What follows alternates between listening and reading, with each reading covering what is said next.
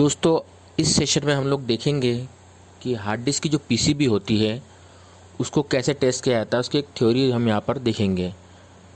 Hard disk की PCB से related जो उसके पहले के वीडियो बनाए हैं मैंने, उसमें आपको कौन सी आईसी, कौन सा कंपोनेंट कहाँ पर लोकेट होता है, ये हम देख चुके हैं। अब आज मैं आपको एक इजी चार्ट की मेथड से बताऊंगा कि कौन से कंपोनेंट को कहाँ पर कैसे टेस्ट करना है। और ये चार्ट को मैं आपको ग्रुप में भी शेयर कर दूंगा ताकि इसका प्रिंट आउट निकाल के आप अपनी डेस्क पे, अपने टेबल के सामने लगा सकते हैं, ताकि जब भी आप टेस्टिंग करें तो वो चार्ट की हेल्प से आप टेस्टिंग प्रॉपर्ली कर सकते हैं। तो देख लेते हैं चार्ट में क्या दिया हुआ है। ये कॉमन टेस्टिंग पॉइंट दिए जो एक जनरली हार्ड डिस्क जो होती है, कोई भी हार्ड डिस्क हो, चाहे लैपटॉप की हार्ड डिस्क हो, चाहे डेस्कटॉप की हार्ड डिस्क हो, या किसी भी ब्रांड की हार्ड डिस्क हो, लगभग टेस्टिंग पॉइंट सबके सेम ही होते हैं। सबसे पहला होता है फ्यूज़, पावर फ्यूज़। ये कहाँ मिलेगा हमको? जहाँ पर हम पावर का डीसी जो इनपुट करते हैं, जहाँ से हम हार्ड डिस्क का कनेक्टर जिसको बोलते हैं, चाहे एसएमपीएस से लगाए या लैपटॉप में जहाँ कनेक्ट करते हैं, तो उसके पास में ही है, कनेक्टर के पास में एक फ्यूज़ मिलता है।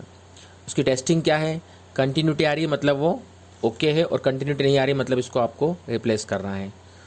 और एकदम बारीक सा तार भी लगा सकते हैं जंपर के रूप में, अगर मान लो फ्यूज़ ख़राब हो जाता है तो। उसके बाद है टीवीएस डायोड।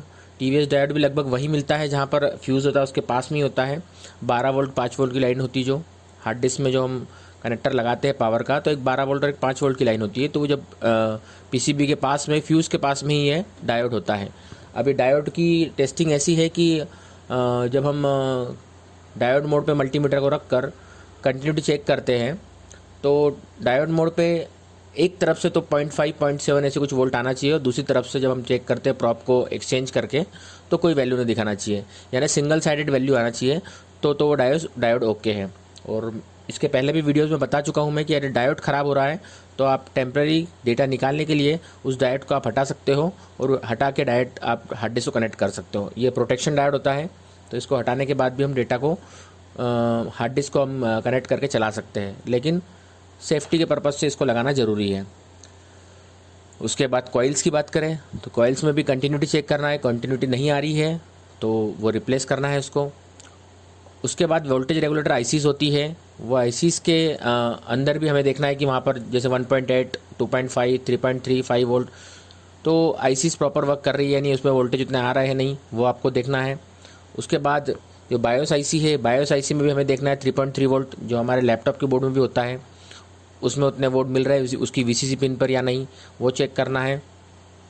उसके बाद जो साटा कनेक्टर होते हैं, हार्ड डिस्क पर 2 कनेक्टर लगेंगे, एक तो पावर के लिए लगता है, दूसरा डेटा के लिए लगता है, जिसको साटा कनेक्टर बोलते हैं। तो जब साटा कनेक्टर लगाते हैं तो वो कनेक्टर जहाँ जिस पिन पे लगते हैं, जो मेटल की पिन्स होती है, उसकी कनेक्टिविटी पीसीबी पे है या नहीं, हर पिन की हम कनेक्टिविटी चेक करेंगे। अगर कंटिन्यूटी आ रही है तो ठीक है, फिर नहीं तो चेक करेंगे क्यों नहीं आ रही है, और फिर उसको ठीक करेंगे। और जो मोटर कंट्रोलर आईसी है, इसकी भी इमेज मैं आपको इसके पहले वाले वीडियो में दे चुका हूँ। वो अगर हीट हो रही है जब पावर देने के बाद, तो हमें उसे रिप्लेस करना है। और उसके बाद कैपेसिटर तो पूरे बोर्ड में सभी जगह लगे होते हैं, डेस्कटॉप के बोर्ड में भी होते हैं, लैपटॉप के बोर्ड में भी होते हैं, उसी तरह इसमें भी होते हैं। कंटिन्यूटी नहीं आना चाहिए, शॉर्ट दिखा रहा है तो इसका मतलब कैपेसिटर ख़राब है, उसे हमें बदलना है। तो एक छोटा सा शॉर्ट वीडियो था ये, जिसमें मैंने आपको बता दिया कि इस हार्ड डिस्क के अंदर, कोई भी हार्ड डिस्क के अंदर आप कॉमनली क्या क्या कंपोनेंट है, क्या क्या टेस्टिंग पॉइंट है जिसको आपको देखना होता है। आप इसका प्रिंट आउट निकाल के अपने डेस्क पर रख लीजिए, तो आपको बहुत इजीली चेक करने में आसानी होगी कि एक पीसीबी को, हार्ड डिस्क की पीसीबी को स्टेप बाय स्टेप क्या चेक करना है। Thank you so much.